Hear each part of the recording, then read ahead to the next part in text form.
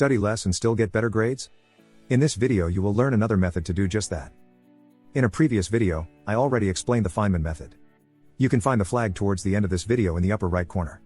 So stay tuned until the end and watch both videos one after the other. Let's go. Most students study a lot to get good grades. They spend a lot of hours every day but they still get bad grades. However, a few students manage to study very little, have a lot of free time and still get best grades. And this, while others sit at home on sunny days and work on studies. In a research study, conducted by Rolf Schulmeister in 2017, the former professor at the University Hamburg, found that some students can learn as much as they want. Their performance will not improve. He wanted to point out that it's all about how you learn. He found out that students often think that they have spent a lot of time learning, thus they have learned well, but they haven't. Because they are often distracted. Do you feel caught right now? Then write me in the comments section how often this has happened to you and what solutions you have found. Time on task. This unit shows how much time you really spend on the task. Often the result is frightening. You think you've studied for 3 hours, but at the same time you are playing with your smartphone, or reading WhatsApp messages, or the phone even rings and you answer it. The actual working time is therefore logically much less. Schulmeister came to the conclusion that, on average, students spend only 23 hours a week on their studies. That's very little considering the lectures still have to be subtracted. Saw blade effect. We can see this effect when we have repeated interruptions. The question to ask is, what happens to our productivity? Every time we start a task, it takes a certain amount of time until we are focused 100%. We want to stay at that level. So what's the problem? As soon as we get distracted, productivity drops back to zero. And when we then devote ourselves to our task again, we start from the bottom again and this corresponding time passes again until we are fully in it again. Then there is another distraction, or we go out to eat and the game starts all over again. In the end, we may not even get far because we completely stop learning for that day. So productivity is what's under the curve. If interruption was avoided, we'd get a lot more out of it. The Pomodoro Technique. Francesco Totti has this accomplished as much in a morning in which he has gone through these cycles twice, as he did before in a complete week. Because his productivity was much higher during this time. This time management technique consists of 2 steps. First, you write down what your goal is. What do you want to achieve in the next learning unit? Second, you block out 25 minutes and focus 100% on that. Turn off your smartphone or put it in the next room. After these 25 minutes, you take a 5-minute break. But your cell phone still stays off during this time. This is where you try to relax. Then you work for another 25 minutes. Full concentration. And another 5-minute break. Again 25 minutes of real work and a 5-minute break. Another 25 minutes of work and a 5-minute break. So you work 4 times 25 minutes properly focused. And in the next step you take a half-hour break. Now you can use your smartphone again, go outside or do things. You can apply this technique immediately and learn more effectively with less time. If you are still there, please like the video and subscribe to the channel to push the algorithm. This will help us tremendously to make more informal videos. Now, let's move on to Donald Dickinson's study. With the result of this study, you can shorten your learning duration one more time. Donald Dickinson compared the quality of learning time with the quantity. First he looked at how students learn and then what kind of grade they got. He divided these into 2 groups. Good grades and bad grades. These were compared on how they prepared.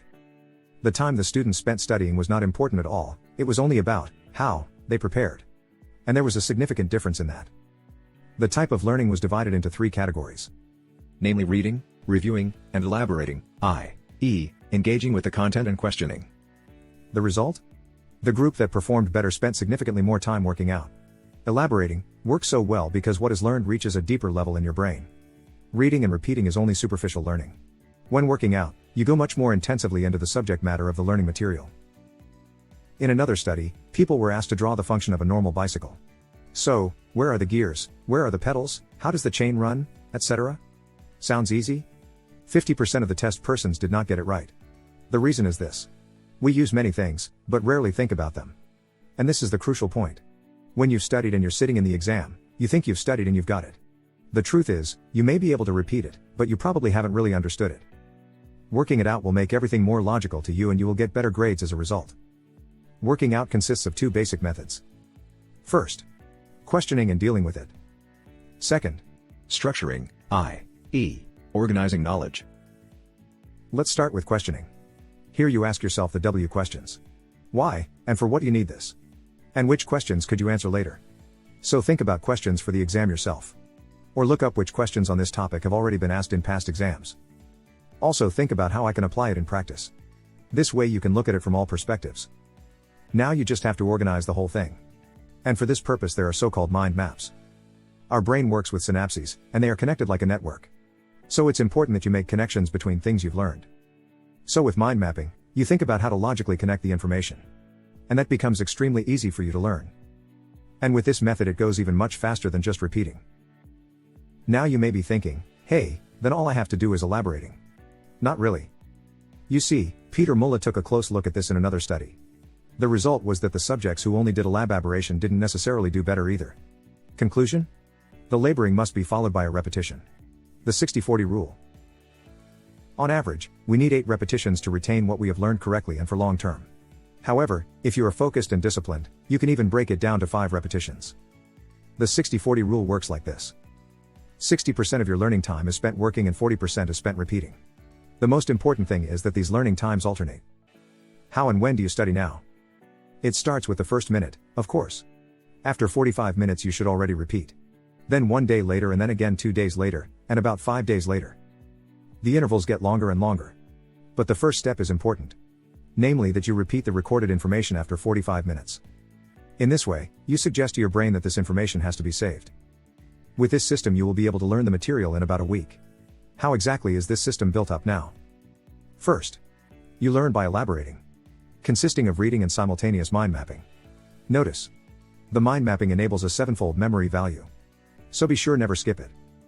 Second, 45 minutes later you repeat. Close all sources and try to recall what you have learned and look it up to check. Third, then you elaborate again. Explain to yourself in a way that you can hear yourself. Make index cards. Fourth, repeat. As you did on the first day. Close sources and recall the info. Fifth, elaborate. Either make up your own exam questions, so questions that could be asked. Or go over questions from past exams and answer them. You can even ask your fellows for some questions.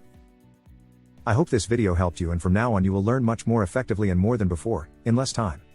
You will keep more in your mind to get better grades, and at the same time you will have more time for things or people you love. That's it for today. If you like this video, please leave it a like, and don't forget to subscribe to the channel. It will help us to create even more helpful videos for you. See you next time. At MindSword.